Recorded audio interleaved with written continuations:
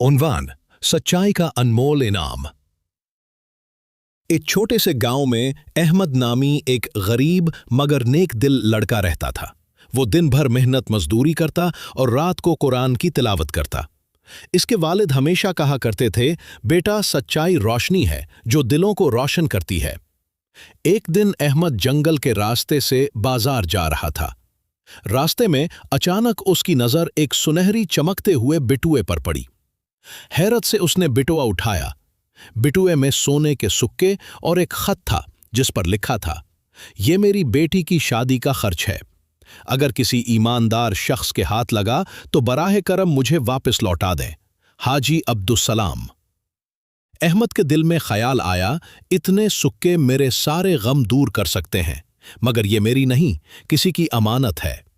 उसने दिल सख्त करके बिटुआ जेब में रखा और गांव के पुराने हिस्से की तरफ चल दिया। जैसे ही वो इस पत्ते पर पहुंचा, दरवाजे पर एक बूढ़ा शख्स बैठा रो रहा था। अहमद ने अदब से कहा, हुजूर, शायद आप ये तलाश कर रहे थे। बूढ़े ने बिटुआ देखते ही चीख मारी, अल्लाह, ये मौजज़ा है, मैंने तो उम्मीद छोड़ दी थी। उसकी आंखों से खुशी के आंसू बहने लगे। वो अहमद के सर पर हाथ फेर कर बोला, बेटा, आज तुमने मुझे नई जिंदगी दी है। अल्लाह तुम्हें दुनिया व आखिरत की कामयाबियां दे। इसी लम्हे एक नूरानी रोशनी अहमद के गिर्द फैल रही। बूढ़े ने हैरत से कहा, बेटा, तुम्हारे चेहरे पर नूर है, ये सच्चाई का इनाम है।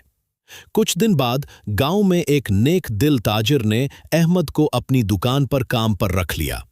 थोड़े ही अरसे में अहमद न सिर्फ कामयाब हो गया, बल्कि उसकी सच्चाई और नेकी की शोहरत दूर दूर तक फैल रही।